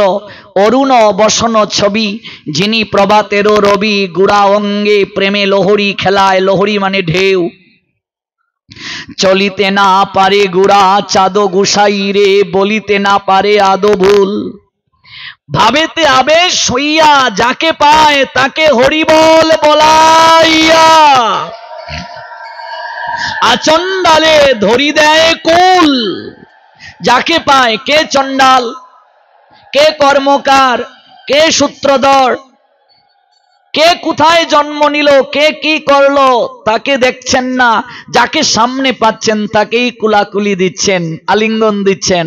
আচণ্ডালে ধরি দেয় কুল, প্রেমালিঙ্গন দিচ্ছেন। আচণ্ডালে ধরি দেয় কুল। এসুক সম্পদ কালে, গুড়ানা ভজিনু হেলে। হেন পদে না করিনু আশ। এমন পরম দয়ালের চরণে যে আত্মনিবেদন করলো না, গুড়া ভজন করলো না, কলিযুগে যে গৌর প্রেম আস্বাদন যে করতে পারলো না, গুড়ানা ভজিনু হেলে। হেন পদে, পদ মানে চরণ, হেন পদে না করিনু আশ, ওই চরণে যে আশা করলো না। শ্রীকৃষ্ণ চৈতন্য চন্দ্র ঠাকুর শ্রী নিত্যানন্দ, গুণ গায় বৃন্দাবন দাস রে। ভাই গুণ গায় বৃন্দাবন দাস। সবাই প্রেমে বিভোর হলো, সবাই কৃপা পেল। মহাজন জানালেন, এই কলিযুগে একজন কেবল গৌরাঙ্গ কৃপা পাবে না। কে বাবা? মহাজন প্রশ্ন করলেন, কে গৌর হরি? তুমি তো পতিত পাবন, তোমার মতো তো গুণনিধি প্রেমনিধি কেউ নাই। তাহলে একজন কৃপা পাবে না, তিনি কে? ও বুঝতে পেরেছি, যে মাতাল ব্যক্তি মনে হয় সে কৃপা পাবে না। গৌর হরি বললেন, জগাই মাদাই তো মাতালেই ছিল, তাকে তো আমি কৃপা করে বৈষ্ণব বানিয়ে দিয়েছি। তাহলে অখাদ্য কুখাদ্য যে গ্রহণ করে সে মনে হয় তোমার কৃপা পাবে না। গৌর হরি বললেন, গোমাংস থেকে শুরু করে এমন কোনো কিছু নেই যে জগাই মাদাই খায় নাই, তাকেও আমি কৃপা করে হরি নামের দ্বারা বৈষ্ণব বানিয়ে দিয়েছি। যে আমার চরণে, নামের চরণে আশ্রয় নেয়, তার মাঝে আর অখাদ্য কুখাদ্য খাওয়ার প্রবণতা থাকে না, সে সদাচারী হয়ে যায়। সদাচার জীবন অটোমেটিক এসে যাবে যদি প্রীতি আসে আমার প্রতি। তাহলে কে? বেশ্যা? নিশ্চয়ই কোনো বেশ্যাকে তুমি কৃপা করো না, বেশ্যা তো সবচেয়ে পতিত। কোন পতিতাকে মনে হয় তুমি কৃপা করো না। গৌর হরি বললেন, লক্ষ হীরা তো বেশ্যাই ছিল, হরিদাস ঠাকুরকে দিয়ে নামের কৃপায় তাকে বৈষ্ণবী বানিয়ে দিলাম। আর দক্ষিণ ভারতে গৌর হরি যখন প্রচার করতে গেলেন, সেখানে বারমুখী নামক এক বেশ্যা, তাকেও বৈষ্ণবী বানিয়ে দিলেন। তাহলে কাকে তুমি কৃপা করো না? বুঝতে পেরেছি যে মদ মাংস দিয়ে পূজা করে তাকে মনে হয় তুমি কৃপা করো না। গৌর হরি বললেন, চাপাল গোপাল মদ মাংস দিয়েই তো পূজা করত, কিন্তু যেদিন সে আমার চরণে শরণ নিল, আহারও শুদ্ধ হয়ে গেল, বৈষ্ণব অপরাধ করে তার গায়ে গলিত কুষ্ঠ হয়েছিল, আমি কৃপা করি নাই, শ্রীবাসের চরণে ক্ষমা চাইল, পরে আমি তাকে আলিঙ্গন দিলাম, ওই চাপাল গোপাল হয়ে গেল দেবকী নন্দন দাস পরম বৈষ্ণব। সে বন্দনা লেখলো, বৃন্দাবনবাসী যত বৈষ্ণবের গণ প্রথমে বন্দনা করি সবার চরণ। তাকেও তো আমি কৃপা করে দেই। তাহলে কাকে তুমি কৃপা করো না? গৌর হরি বললেন, এই জগতে আমি একজনকেই কৃপা করি না, অহংকারী ব্যক্তিকে আমি কৃপা করি না। গৌর প্রেমানন্দে, অহংকারী ব্যক্তিকে গৌর হরি কৃপা করেন না। মহাজন আবার প্রশ্ন করলেন, সে যদি আচরণশীল হয়, প্রসাদ বুঝি হয়, বলছেন তাতে কি? অহংকার থাকলে আহার শুদ্ধ হলেও আমার কৃপা পায় না। প্রমাণ কোথায়? সে যদি উচ্চ কুলে জন্ম নেয়, বলছে তাতে কি? উচ্চ কুলে জন্ম নিলে তাতে কি? অহংকার থাকলে আমি কৃপা করি না। যদি দুধ খেয়ে যদি সারা জীবন থাকে ব্রহ্মচারী, বলছে তাতে কি? বলছে কিচ্ছু খায় না, জল খেয়ে থাকে, বলছে তাতে কি? ওই অহংকার সব কিছু তার খেয়ে নিয়েছে। যেমন সুগার হয়ে গেলে সব মেডিসিন খেলেও ওই সুগারে সব খেয়ে নেয়, যথাযথ মেডিসিনের ক্রিয়া হয় না, ওই অহংকার সব খেয়ে নেয়, আচরণ খেয়ে নেয়। সদ্গুরুর কৃপা পেলেও হবে না, অহংকারী আমার কৃপা পাবে না। প্রমাণ? হ্যাঁ, প্রমাণ আছে। শ্রীবাস আঙ্গিনায় মহাপ্রভু যখন অন্তরঙ্গ ভক্তদের শোনে প্রেম রস আস্বাদন করেন, সেখানে এক ব্রহ্মচারী যুবক এসে শ্রীবাসের চরণে প্রণাম দিয়ে বলছেন, হে শ্রীবাস ঠাকুর, আপনি আমায় একটু কৃপা করুন। আমি ব্রাহ্মণ সন্তান, আমি ব্রহ্মচারী, আমি দুগ্ধকে জীবন প্রতিপালন করি। আমার মনে একটা অভিলাষ, গভীর রাত্রেতে গৌরাঙ্গ সুন্দর সবাইকে নিয়ে যে কৃষ্ণ প্রেম রস আস্বাদন করেন, আমি একটু আস্বাদন করতে চাই। শ্রীবাস বললেন, গৌর হরির আজ্ঞা না হলে আমি তো তোমায় অনুমতি দিতে পারি না এখানে প্রবেশ করার।